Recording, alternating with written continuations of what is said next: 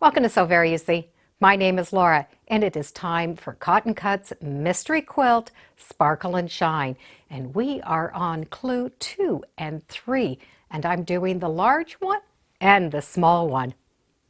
So let's see what these pieces will make today. I'm following along with the small one and the large one. And I was able to get all of my pieces, my clues in advance.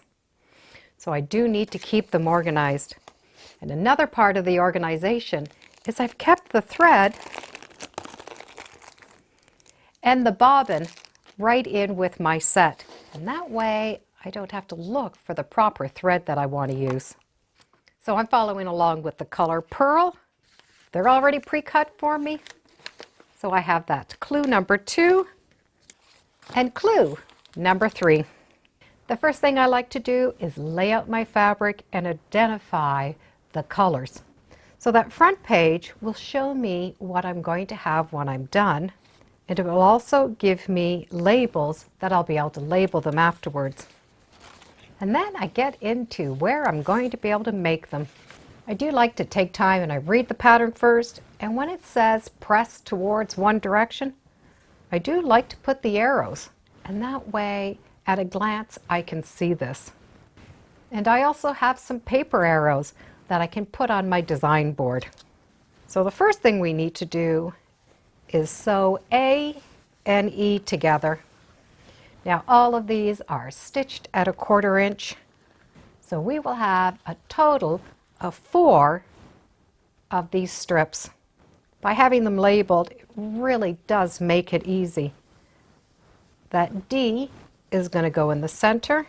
I have the 2 A's on each side, so I'll be able to divide up those D's, and I now know that this is the shape I'm going to get. And then I bring out my arrows. So that's the way I'm wanting to press them. So I'm going to bring this stack to the machine. I can match up those right edges and stitch 1/4 inch. And with those dog ears already trimmed for us, they will line up perfectly. And right at the sewing machine, I put this back on the board, and I know the direction. But I also have the directions in the pattern. So I will need to make 4 of these units. We need to take the E's and put them on each end, and we're going to press towards the E. We will have 4 of these units. Once those 4 pieces are done, we're going to duplicate those pieces, but the colors are different.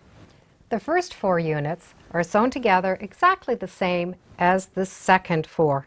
But now we're going to be able to take that and sew them together. And that's going to be 1 unit, and we need to label this unit 2B. I now have 2A and 2B done. Let's move on to clue number 3.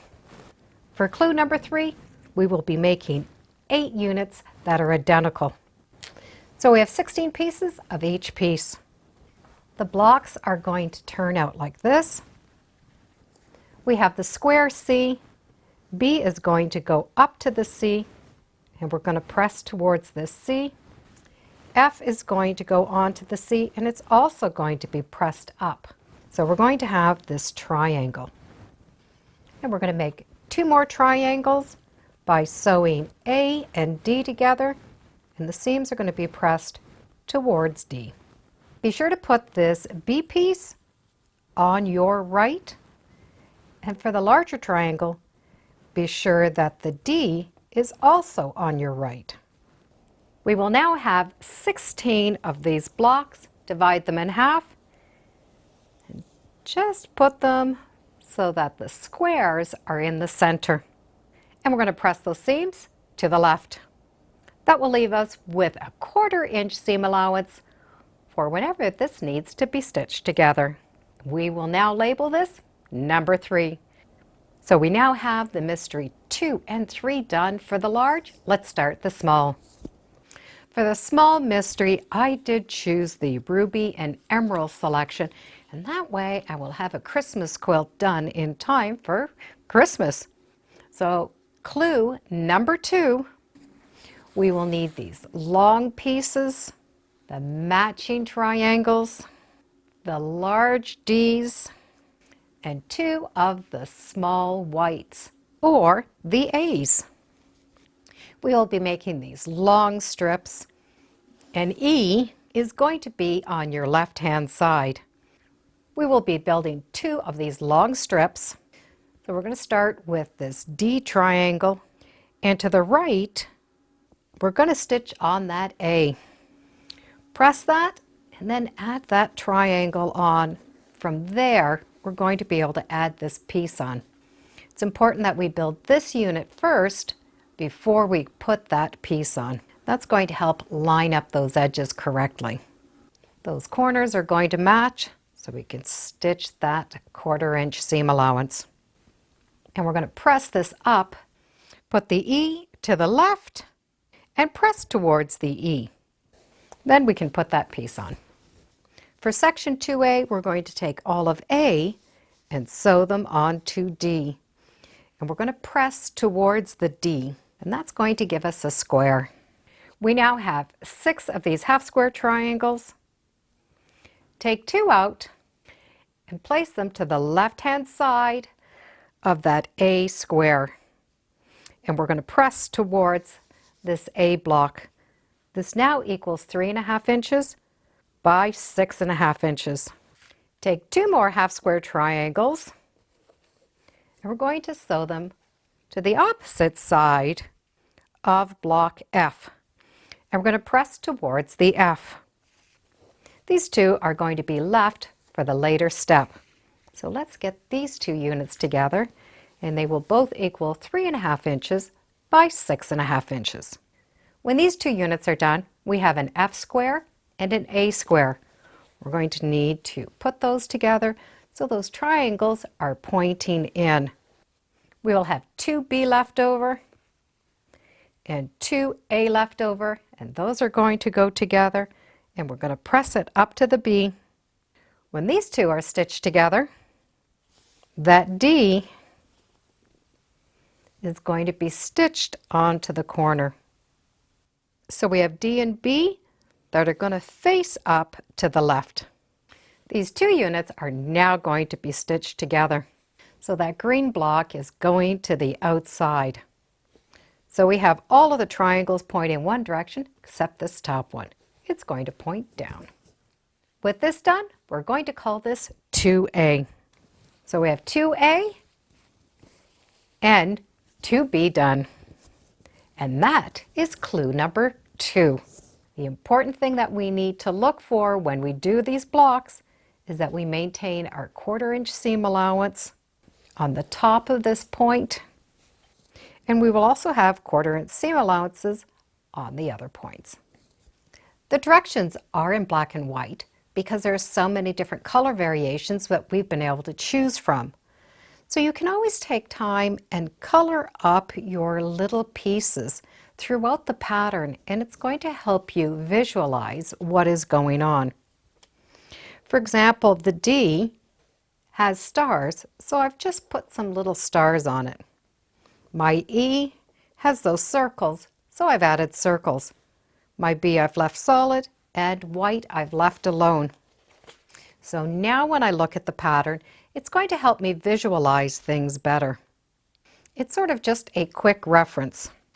We will be making 2 of these long units and 2 units on the bottom.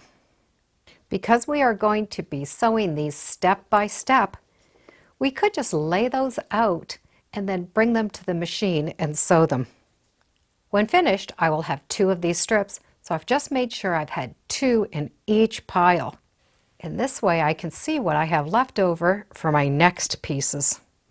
Since I have these laid out, I will be sewing this strip together first. I still will be following the directions, but this is just going to help me with the visual as I'm stitching along. I'm going to stitch each piece, follow the pressing. Go to the next, follow the pressing. By the time I stitch each piece on, I'm going to have them pressed in the right direction, and that row will be done. As we're stitching, be sure to match up those edges, do that 1/4 inch seam allowance, and an each of these points, you will end up with a 1/4 inch space. The 2 long strips are done, which means all of B is running along the bottom, and we get to label this 3A. So we do have some remaining pieces that we're going to be able to put together. 1 big D and 4 A's. So on one side, press towards the A. So on the second side, and press to the A. For the E and A, we're going to be making a big triangle. E is on your left and A is on your right. Because these have been cut for us and those dog ears have been trimmed off, those pieces are going to match together perfectly. We should have nothing hanging along the top, and the edges should match up perfectly. If they're not matching up, we need to check our seam allowance or make sure we haven't stretched it as we've been sewing. We can just flip those two and sew those two together so we have a big square, and along each side we're going to put the extra points. So we now have 2 squares with those little triangles going all the way around. This piece is going to measure 6.5 inches by 12.5 inches. So for the small one, clue 3, we have 2 of these long pieces and 1 piece with those 2 squares in the center, which we will label 3B. And that's all there is for clue 2 and 3 for the large one and the small one. So we are now done clue number 2 and 3 for the large mystery quilt and the small mystery quilt. Your colors might be different, but they're all going together really, really nicely. These are fun projects to do for a beginner. Also, if you just want to get some sewing done and you do not want to cut the fabric and have extra fabric, the only thing we're going to need after is going to be the backing. Now I will be doing clues number 4 and 5 on June 10th, so if you're following along, I will see you then. And thank you for joining me today on Sew Very Easy. Feel free to subscribe and come on back. Let's see what we're sewing next time in the sewing room. Bye for now.